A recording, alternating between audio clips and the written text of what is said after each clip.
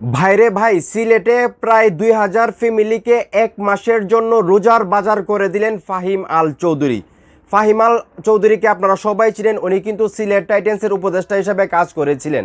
তো আমিও কিন্তু ওনাকে পার্সোনালি চিনি না, আমিও কিন্তু বিপিএলে সিলেট টাইটান্সে নিউজ করতে গিয়ে ওনার সম্পর্কে জানতে পারছিলাম যে ফাহিম আল চৌধুরী উপদেষ্টা সিলেট টাইটান্সের, এবং উনি কিন্তু সাংবাদিকদের সঙ্গে পাঙ্গা নিয়েছিলেন। এমনকি সাংবাদিকরা কিন্তু ওনাকে বলেছিল প্রকাশ্যে ক্ষমা চাওয়ার জন্য, উনি কিন্তু ক্ষমা চান নাই। তো উনি এখন যে কাজটা করলেন, ফাহিম আল চৌধুরী আমার মন জয় করে নিলেন। শুধু আমার না, মনে করি ওনার এই ব্যাপারটা যারা জানবে সবাই ওনাকে পছন্দ করবে।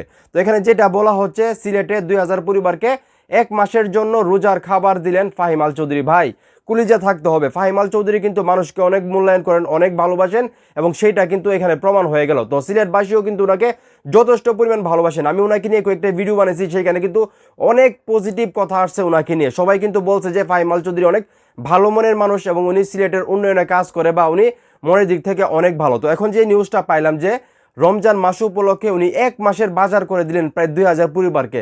তো এটা যদি সত্যি হয়ে থাকে, মানে চোখ বন্ধ করে বলে দেওয়া যায় যে ফাহিম আল চৌধুরী অবশ্যই একজন মহান মানুষ, খুব ভালো মনের মানুষ, এবং ওনার এই কাজটাকে আসলে অ্যাপ্রিসিয়েট করা উচিত। তো এখন এই মুহূর্তে যারা আমার এই ভিডিও দেখতেছেন, সিলেটের যদি কোনো ভাই বা বোন থেকে থাকেন, আপনারা কি আসলে এই সম্পর্কে জানেন কিনা, এটা কতটুকু সত্য যে ফাহিম আল চৌধুরী ২,০০০ পরিবারকে আসলে রোজার বাজার করে দিছে, সেটা অবশ্যই কমেন্ট করে জানাবেন। এবং ফাহিম আল চৌধুরী ব্যক্তি হিসেবে কতটা ভালো নাকি খারাপ, আপনাদের কাছে উনি কীরকম, সেটাও কমেন্ট করে জানাবেন। ভিডিওটা ভালো লাগলে অবশ্যই শেয়ার করে দেবেন।